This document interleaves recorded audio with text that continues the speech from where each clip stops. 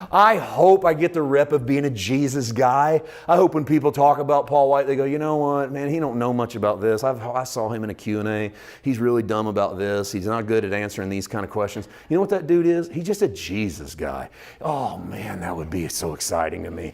That would be the best of the best to go, you know, all he can do is talk about Jesus. Every time I go hear that guy, he talks about Jesus. If you ask him a question, he ends up trying to talk about Jesus. I don't really think he's that smart. I don't really think he understands this or that or the other. I don't really think he's got his mind around, he's framed it the quite proper way. Probably so. Probably so. All of those things are probably true. I don't have my mind around many things. But may we be known for Jesus. And may we be known for pointing people to Jesus, and just to walk out of that room, wherever that is, or click off of that video, or be done with that podcast and go, I don't know about that guy, but man, if I don't spend the rest of the day thinking about Jesus when I listen to that. I don't know about that guy, but there's something about his Jesus. His Jesus is radical. His Jesus is loving. His Jesus is big. His Jesus is open-armed. I can't imagine the Jesus that guy preaches kicking me out. I can't imagine the Jesus that guy preaches turning me away. I can't imagine the Jesus that guy preaches saying no to me. It feels like that Jesus would give me a shot. It feels like that Jesus would give me some love. It feels like that Jesus would forgive me. Amen. Let's be those people. Let's be those people. You got the chance. Unless you build temples around ideas and you refuse to walk with Jesus down the road. If you want to build a structure in the wilderness, you can't build it on Jesus because Jesus is moving.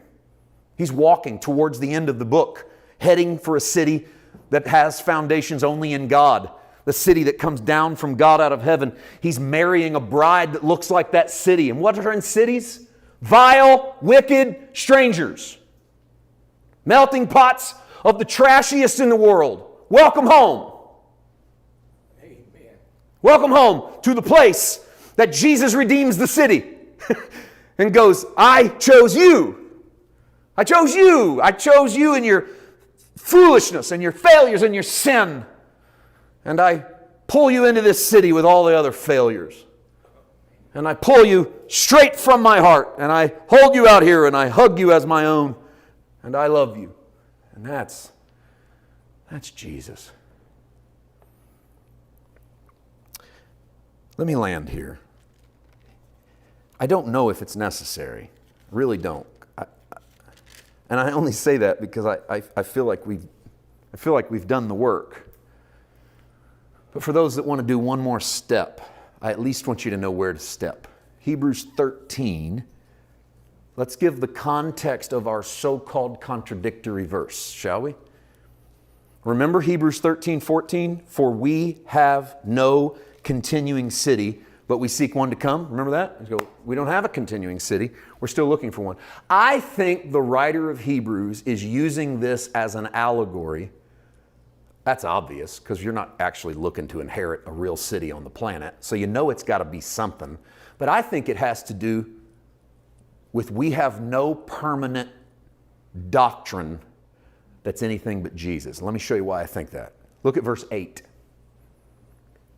Jesus Christ is the same yesterday, today, and forever. By the way, if you did not know where that verse was in the Bible, this is it. People quote that verse all the time.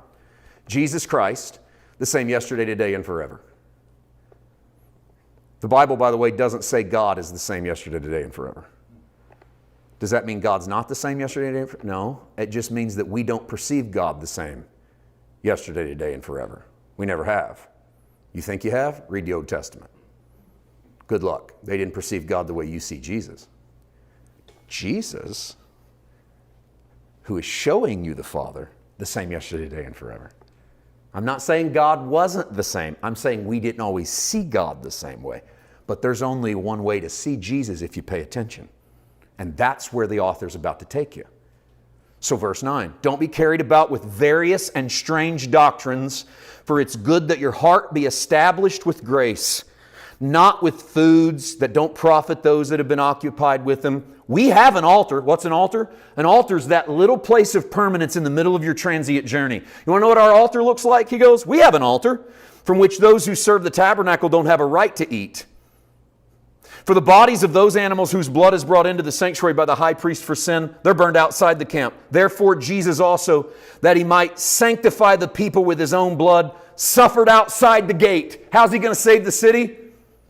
He goes outside of it to suffer outside where all of us outsiders live, so that he can suffer outside of that. Jesus Christ, the same yesterday, today, and forever. Therefore Jesus also, that he might sanctify the people with his own blood, suffered outside the gate. Therefore let us go forth to him outside the camp, bear his reproach, because we have no continuing city. We keep looking for that which is to come. Where do we go in a world where everybody's got it figured out? We go to the only thing we got figured out. We go outside of everybody's city, outside of your permanent ideas, outside of where you've pitched your tent, outside of where you're dying on that hill. And we go, you can have it. I'm going to go outside to the only thing I know that matters. I'm going to go out to Jesus, and I'm going to live there.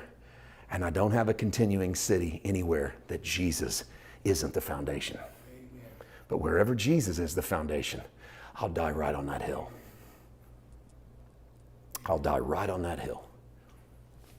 Nothing else is worth me dying over. I'm not going to fight with you about stuff. This is why I'm done fighting with people about stuff. I don't want to fight with you. You think I'm going to die on that hill being right and wrong? I don't know which one of us is right. You know the only thing I'm willing to lay my life down for? The foundation stone is Jesus. I believe in Jesus. I'll die for standing for Jesus. All the other stuff, maybe you're right, maybe you're wrong, I don't know. What I thought I was right about yesterday, I'm not so sure about today. Stuff I'm pretty darn sure about today, I've got an idea that there's something around the corner tomorrow. I've decided that as far as doctrines and ideas and theories and philosophies and thought processes are concerned, I'm better off living in tents. But when it comes to staking my claim on eternal life, I've laid my foundation stones down on a man named Jesus.